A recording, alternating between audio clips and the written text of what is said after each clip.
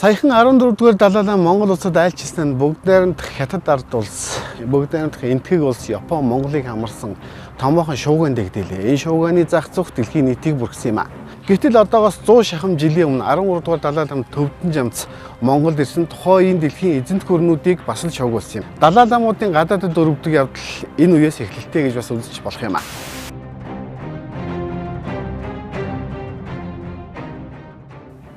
1904 оны өвөл Далай лам хүрээнд заларч иржээ. Баруун зуугаас гарахдаа Оросын цагаан хаанид очино гэж гарсан гэлцдэг байж. Гэвч тэр өөр хаанид очисон юм. Цагаан хааны ордонд 3 дугаар Александр хааны загламайлсан Оросын хаадын ухсааныханд удамшсан цусны өвчнийг тогтоогч төв дэмж гэгддэг Петр Александрович Бадмаев буюу Жамсранаар дамжин бурядууд сүрхийн нөлөөтэй болоод байжээ. Бурядын Афган Лаарамб Петербург хотноо бурхны шашны сүмийг байгуулж дуусаад Ласт очисон байна. Ласт очиод 2 жил болсны дараа Афган Лаарамб Далай ламын Цанид хамбын нэг болсон ажээ. Оросоос ахиухан авч утсан Санжааг үсэг хэмээх хоргойд төвдүүд их дуртай тул тэр нь хэрэгэ гүйцээсэн гэлцэх нь бий. Анх Петр Бадмаев 3 дугаар Александр хаанд загтал бичиж Оросын хааны нөлөөнд Дорнод Азад нүүдэлчдийн эзэнт гүрэн байгуулах төлөвлөгөөгөн танилцуулж байжээ. Уг загталд дурдсанаар Оросууд Транссибирийн төмөр замыг салаалж Монголоор дайруулан Ланжав хүртэл төмөр зам тавих ба замыг хамгаалахын тулд нутгийн иргэдээс бүрдсэн 40 түмэн морд цэрэг бүхий арин байгуулах. Энэ хүчээр Хятадаас Монгол, Төвд, Шинжааныг тусгаарлан Дорнод Азийн гүрэн байгуулах. Хотон, Яркэнд, Уйгар, үүнд багтах ёстой болжээ. Орос бол Дорны гүрэн болох ёстой. 3 дугаар Александрийн үеэст Орос энэ бүс нутгийг ихээхэн сонирхох болсон ба Англи Оросын Төв Азад нөлөөллийн хүрээг нь тогтоох энэ геополитикийн тоглолтыг Big Game буюу их хөрөг гэж түүхэнд бичиж үлдээжээ. Англичууд энэтхэгээс хойш алхаж, Оросууд ураг шалхаж Афганистан төвдөд тулжээ. Гэтэл гай тагшин тохиов. Оросын ирээдүйн хааны амь насанд нэгэн самурай халдсан түүхийг өнөөдөр нэг их олон хүн мэддэггүй. Гэвч энэ халдлага ирээдүйд Монголын хувь заяанд сүрхий нөлөөлсөн юм. Сая бас 13 дугаар Далай лам Японоор дамжиж Монголд ирсэн билээ. Яагаад ч юм Япон Монголын асуудалтай үргэлж холбогдож байдаг нь түүхийн давтамж юу, хувь заяа юу? Энэ тухай Оросын тайж Ухтомскийн хааны ухсаа залгамжлагч Дорнод этгээдэд аясан нь 1890-ээс 1891 хэмээх аяллаа тэмдэглэл номонд үлдээжээ. Тэгэхэд 2 дугаар Николай их тайж байна. Монголд ухсаа залгамжлагчийг хун тайж гэдэг бол Оросод их тайж гэдэг байж. Тэрээр Орос болон гадаад орноор нэгэнтээ аяслан ирээдүйн хааныг боловсруулах зорилготой байж. Тайж Ухтомский Бараблагстын нэг нь болж аяллаа тэмдэглэлийг хөдөлж олонд хүргэх үүрэгтэй явсан ба түүний бичснээр Японы эртний Оцу хотын гудамжаар сүүх тэргээр зугаалж явсан их тайж Николай Александрович Цуда Санцо хэмээх самурай халдаж самурайн сэлэм хааны толгойн гаданч дотронч насан туршийн сорив үлджээ. Энэ сорив Орос Японы харилцаанд одоо болтол хэвээр байна. Хан хүүг сэлэмтсэн самурайг баривчилж Японы хаан Микидо уучлал ирж Кобе хотын бомбт руу 3 хөлөг онгоц дүүрэн бэлэг явуулсан байна. Гэвч 2 дугаар Николай хаан тэр явдлыг мартахгүй зуусан бөгөөд Орос улсад жижигхэн бөгөөд ялалт авчрах дайн яаралтай хэрэг болоход Японыг сонгосноор бүх зүйл Монголоос урагшаа бус дорн зүгт эргэжчихжээ. Өөрөөр хэлбэл Оросын засгийн бодлого англичуудтай бус Япончуудтай илүү төвөгтэй харилцаанд орчихов. Ийхүү Орос бүрж дорнжив. Шашингүйгээр ламаизмыг эрхэндээ авахгүйгээр Дорныг эзэмшихгүй гэж бурайдууд хэлээд байсан хэрнэ тэр ламаизмгүйгээр наран мандах зүгийг эзэмшихийг хүсжээ. Сүүлчийн 2 цагаан хааны Дорны бодлогын ялгаа энэ. 2 дугаар Николай Орос гадаадын гүрнүүдийн интервенцэд туйлдсан чин гүрэнд мөнгө зэвсгээр туслаж, хариуд нь амар мөрний сав дагуу 400 мянган хавтгай дөрвөлжин километр нутаг, Казахстаны Балхаш нуураас зүүн тийш 1.2 сая хавтгай дөрвөлжин километр нутгийг авчээ. Мөн Манжуур дахь төмөр замын онцгой эрхийг авч чадсан байна. Энэ нутаг хэмжээгээрэн Монгол төвд Шинжаанаас хамаагүй баг. Гэвч Оросууд 1.5 км квадрат нутгийг авчихсанд гомдож явдгаан бүр 1989 оны Бээжингийн уулзалтын үеэр Дэн Сяопин Горбачевд хэлж байв. Харин сүүлийн үед Хятадын үндсэрхэг үзэлтнүүд энэ бол Монгол гэж ойлгуулахыг оролдож Дэн Сяопины үхшгүй гэрээслэл энтэр гэж сүржигнэж байна билээ. Самурын сэлмний ачаар Хятадаас баруун мужийн жижиг үндэстнүүдийг тусгаарлах Ланжоу чиглэлийн төмөр зам, Хятадаас Японыг тусгаарлах Манжуурын төмөр зам болон хувирв. Оросын анхаарлын төвд биш Монгол ороод иржээ. Англитай төвдөр 8-aalцах ёстой бол Японтой Монголоор л 8 алдсан. 2 дугаар Николай хаан Японыг хашраахаар стратегийн хувьд төмөр замаа улам бүр дорн зүгт сунгажээ. Харин хизээ хойно 20 дугаар зууны 2 дугаар хагаст Сталины үед л төмөр зам ургаш эргэж Улаанбаатарт хүрсэн. Харин 20 дугаар зууны ихээр 13 дугаар Далай лам төвдөн жамцыг оргуулсан Агван хамбын хувьд Японтой дайтахаар бэлтгэж байсан Оросын нэг гарыг суллаж Английн эрхэнд орсон төвдөөс Далай ламыг нь оргуулдан авчрах даалгавартай байж магадгүй байна. Оросын хаан бурхны шашныг зөв үнэлж байжээ. Далай ламгүй төвд бол төвд биш. Хэрв Английн колоничлалыг ард түмнийхэн оюун санааны эцэг Далай лам эсэргүүцэж байгаа бол төвд Англих биш гэсэн үг. Энэ туршлага 20 дугаар зууны дундуур төвдөд бас давтагдсан бөгөөд Хятадын иргэшээлд орсон 14 дугаар Далай лам дөрвөн гарсан билээ. Гэвч 2 дугаар Николай 1905 онд Цусимын хоолойд Японд ялагдав. Бурятын буддын томоохон хэрэгэмтэн Оросын тагнуулын агент Агван харамб Далай ламыг оргуулахын тулд тун шаргуу бөгөөд зоримог ажиллаж байжээ. Үүнийг төвдүүд мэдсэн учраас түүнийг Далай ламтай уулзуулахыг хориглосон байв. Харин Агван харамбд тухайн үед Далай ламтай ном хаимхай болж тэрээр ном хаях зур алга ташаад Далай ламын сэнти доогуур бичиг сургуулж харилцаж байсан гэдэг. Тэгээд Далай лам 5 дагуул Агван харамбын хамт хэдэн луус баахан алт аваад шүн дөлөөр ласаас оргожээ. Цугтах өөр чухал шалтгаан бол Английн цэрэг төвдөд орж ирсэн байна. Нойр хоолгүй 3 өдөр 3 шөнө цугтан явхад зам зуурт хүн нэмж хөсөг олширч байсан гин. Далай лам явсаар Дээд Монголын Хүрлэг Бэйсийн дэрхэд сайхан залж авчээ. Хүрлэг Бэйс Далай ламаас хаашаа морилж байгааг асуухад Агван хамб мэднэ гэжээ. Агван хамбаас асуухад Пилэн цэрэг орж ирэхээр Далай лам цагаан хааныг залрна гэсэн. Тэгээд би наашаан аваад гарсан нь үнэн гэж өчжээ. Хүрлэг Бэйс Далай лам хаан хүрэх нь чиний мэддэх хэрэг биш ээ. Хүрэх газарт нь би хүргэж өгнө. Харин чи мөрөөрөө дагаж явахгүй бол чамайг зохих газарт нь барьж хүргүүлнэ гэсэнд Агван би яах вэ? Танаа хэлсэн ёсоор Далай ламыг дагаж явъя гэсэн гэдэг. Хүрлэг Бэйс Агван хамбаас асуусны дараа Далай ламд бараалхаж хааш явах бодолтойг асуухад уг нь би цагаан хааныг очих гэж гарсан. Одоо хаанч очисон яах вэ гэсэн тул Жавзан дамбын хүрээнд залруулъя.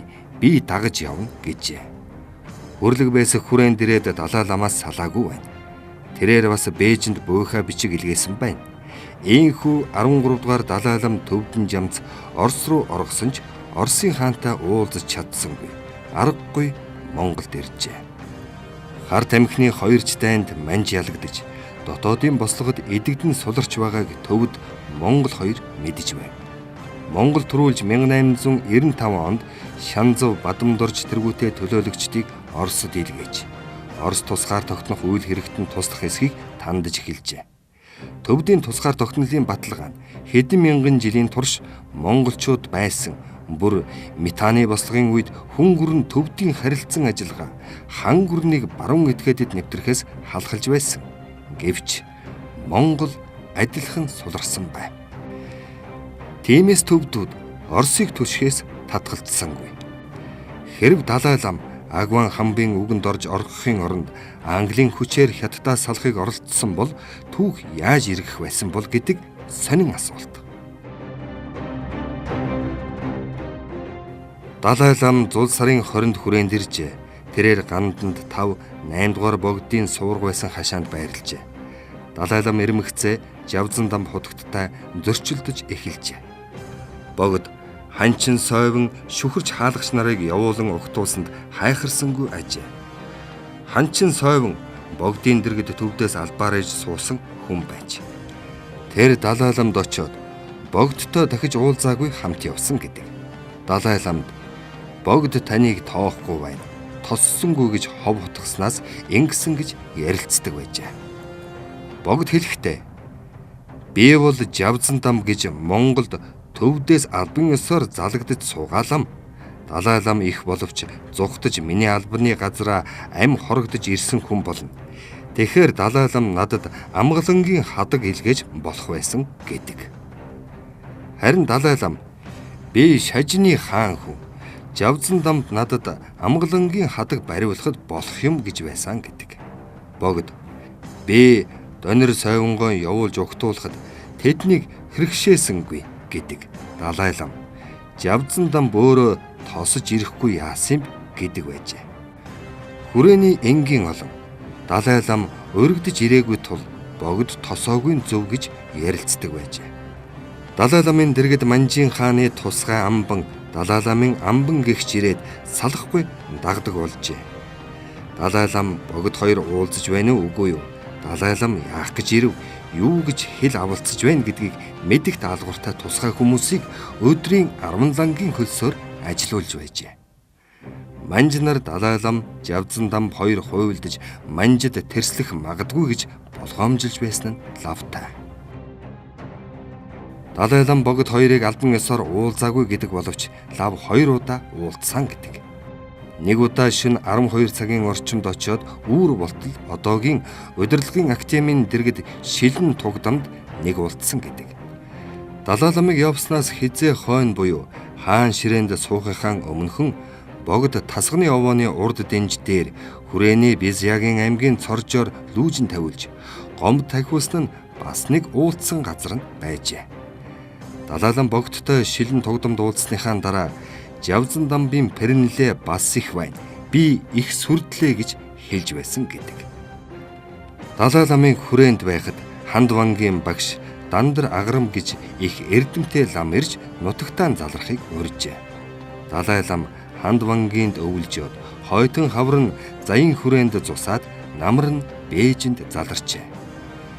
Брэдийн Агван хамб Хандвангийнх руу яваагүй үлдэж Оросд бутсан ажээ. Агван хамбын явуулга биелсэн бол Орос дорн дахинд 2 тоглогчтой болох бай. Тэр нь богд Далай лам 2. Ингэсэн тохиолдолд Агван хамбын дэмжлэгээр Далай лам давуу талыг олж болох байсан талтай. Гэвч энэ нь бас таслагджээ.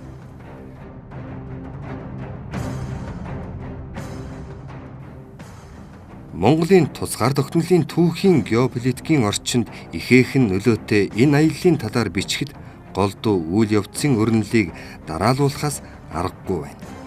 Агван хамб Оросын засгийн газрын нууц даалгавраар ирсэн. Учир нь тэр Бурядаас биш Петербургээс ирсэн.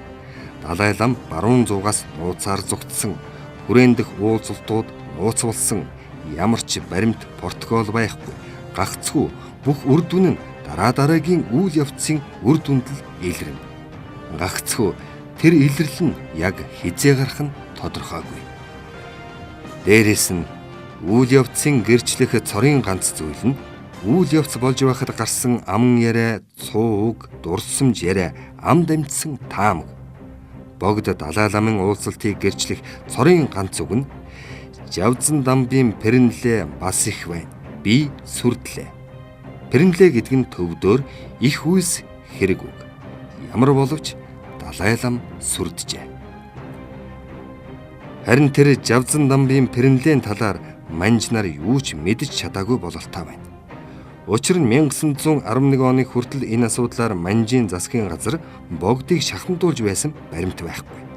Тэгэхээр Далай лам богд хоёрын муудалцсан нь улс төрийн жүжиг бололтой. Богд жүжигээ манжаа салтлан үргэлжлүүлсэн байна. Тиймээс Далай лам манжийн засгийн газарт Орос руу зугтснаа Англиас зугтсан гэж тайлбарлсан. Ингэснээр тэр манжид таалуулж байна. Мөн түүнийг Бээжин очоод 7 хоносны дараа Цүши хатан таалал төгснө нь их тус болсон. Хожим Оросын дипломатууд, аялагчид, түшмлүүд сэргийхэн богд хааныг амилсан буддаа гэж нэрлэдэг байсан бөгөөд Далай ламаас өндөрт үздэг болсон байна. Ямар боловч 1904-өөс 1906 онд Монголд ирсэн Далай ламын нууц айлчлал нь бүрээд Монгол төвдийн шашны тэргүүнүүдийн битүүхэн өрсөлдөөнийг илчилдэг бөгөөд энэ өрсөлдөөнөөс 8 дугаар богд Жавзандам худагт хожмын богд хаант Монгол улсын хаан ялагч болон нэр төрөө өргөж чаджээ. Тэгээд түүний их пэрнэлээ биелэж Монгол улс тусгаар тогтносон юм. Гэхдээ Афган Лааранбийн зүтгэл үүгээр зогсоогүй юм. Хожим зөвлөлт засаг тогтсон хойно тэрээр Монголоор дамжин 13 дугаар Далай ламтай дахин холбоо тогтоохыг оролджээ. Ингэхдээ ласт байдаг халах Мицан буюу Датсангийн өрийг төлөхөд туслахаар Москвад бүрээд халимгийн хамб нарыг хуралдуулж зөвшөөрүүлжээ. Афган Лааранби ирээд Цоожин ламын сүмийн зүүн талд 3 гэр бариулан суужээ. Тэрээр бүрээд халимгийн хамб нар ирнэ гэж хэлжээ. Тэгээд халах 4 шавьяас сугалсан мөнгийг хүлээн аваад 10 цагаан авдар бэлтгүүлжээ. Тэр нуртаараа метр хэв. Ер нь тэр үед Оросд хийдэг байсан. Төвдүүдийн дуралдаг өнөөх санжаа гүйсэг хоргоон химжээтэй адил байж.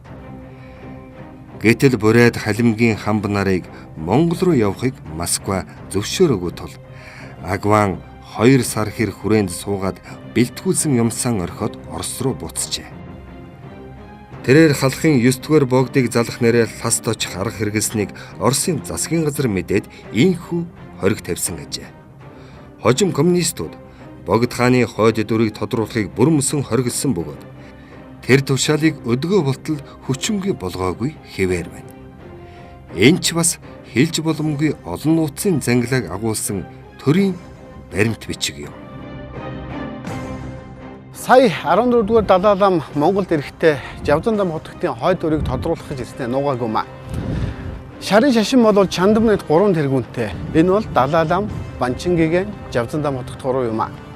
Улаанбаатар хотыг орчин үеийн хот, орчин үеийн улсын нийслэл гэж харж байгаа боловч энд дэлхийн дахныг шуугуулсан нууцлаг үйл явдлууд өрнөсөөр л байна.